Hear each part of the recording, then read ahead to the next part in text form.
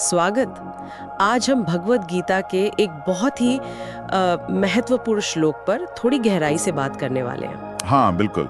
हमारे पास मोक्ष मार्ग सुख दुख से परे लेख से कुछ पॉइंट्स हैं और देखिए हमारा मकसद है गीता के अध्याय 2 श्लोक 15 के मतलब उसके असली संदेश को पकड़ना। हाँ, कि कैसे ये जो इमोशनल स्टेबिलिटी है, भावनात्मक स्थिरता, वो हमें शांति और शायद मोक्ष की तरफ भी ले जा सकती है। बिल्कुल। तो श्लोक है यम हि न व्यथयन्ति ते पुरुषम पुरुषर्षभा सम दुख सुखम धीरम। और इसका सरल हिंदी में मतलब कुछ ऐसा हुआ कि हे अर्जुन, जो धीर पुरुष सुख और दुख में एक जैसा रहता है, विचलित नहीं होता, वो मुक्ति के योग्य है। जी।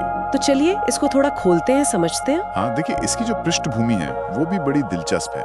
ये बात भगवान कृष्ण अर्जुन को कह रहे हैं, वो भी कुरुक्षेत्र के मैदान में। हाँ, जब अर्जुन बिल्कुल टूटे हुए हैं, मतलब अपने ही लोगों के खिलाफ लड़ने की सोच से ही परेशान है। बिल्कुल बिल्कुल।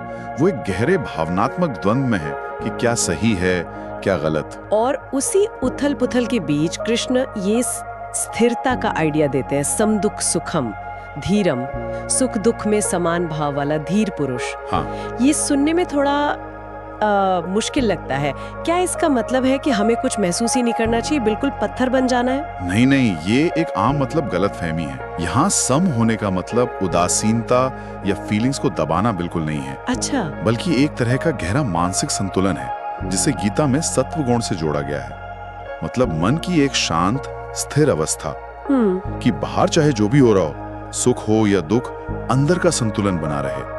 आप चीजों को देखते हैं, समझते हैं, महसूस करते हैं, पर उनमें बहते नहीं। ये डिटैचमेंट है, परिणामों से अनासक्ति। अच्छा, तो मतलब भावनाओं को मैनेज करना है, उनसे ऊपर उठना है, पर ये सिर्फ जैसे आपने कहा युद्ध के मैदान के लिए तो नहीं होगा? नहीं, बिल्कुल नहीं।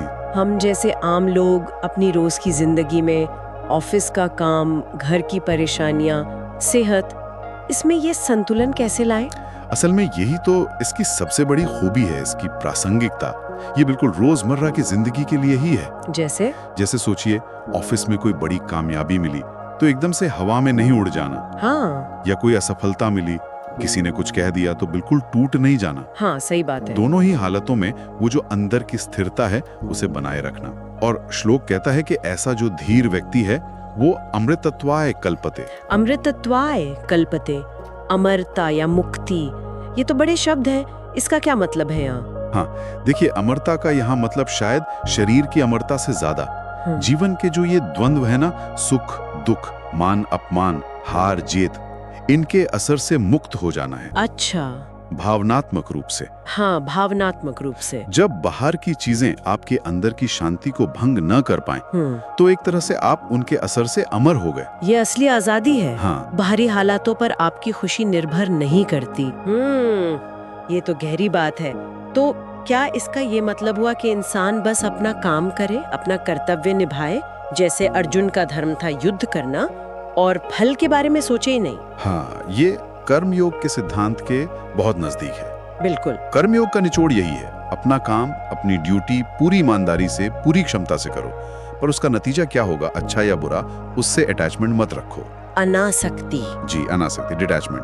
क्योंकि जब हम फल से बंधे नहीं होते, तभी हम बिना डरे, बिना किसी लालच के सही एक्शन ले पाते हैं। ये पैसिव होना नहीं है, बल्कि फोकस्ड और स्थिर होके काम करना है। ये बात दिलचस्प है कि अनासक्ति असल में हमें शायद बेहतर काम करने में मदद करती है, क्योंकि फिर हम नतीजे के डर या लालच से प्रभावित नहीं होते। बिल्कुल सही कहा। जब मन शांत होता है ना, तो चीजें ज्यादा साफ दिखती हैं, फैसले बेहतर होते हैं। तो जीवन की मुश्किलों में और कामयाबियों में भी ये जो स्थिरता बनाए रखना है, यही आध्यात्मिक ग्रोथ की और सच्ची शांति की चाबी है, ऐसा ये श्लोक हमें बता रहा है। तो अगर हम पूरी बात को समेटे तो सार ये निकलता है कि ये जो भावनात्मक स्थिरता है, ये संभाव, ये सिर्फ मुश्किलों से लड़ने का टूल नहीं है, बल्कि ये अंदर की शांति और जीवन की जो ये उथल पुथल है, उससे एक तरह की मुक्ति पाने का रास्ता भी है। मतलब ये अपनी अंदरूनी प्रतिक्रियाओं को मैनेज करने की कला है। बिल्कुल। और यहाँ एक और बात सोचने वाली है जो शायद हमें और सोचने पर मजबूर करे। क्या? श्लोक कहता है सुख और दुख दोनों में समान रहना। हम अक्सर दुख से डिटैचमेंट की बात करते हैं, लेकिन क्या सुख से बहुत ज्यादा जुड़ाव, कामयाबी पर बहुत ज्यादा निर्भरता, क्या ये भी इतनी बड़ी रुकावट हो सकती है इस रास्ते में? ये तो सोचने वाली बात है। हाँ, ये हमें अनासक्ति के और गहरे मतलब पर सोचने के लिए कहता है। क्या हम खुशी देने वाले नतीजों से भी उतने ही डिटैच रह सकते हैं जितने दुख देने वालों से? ये अपने आप में एक गहरा सवाल।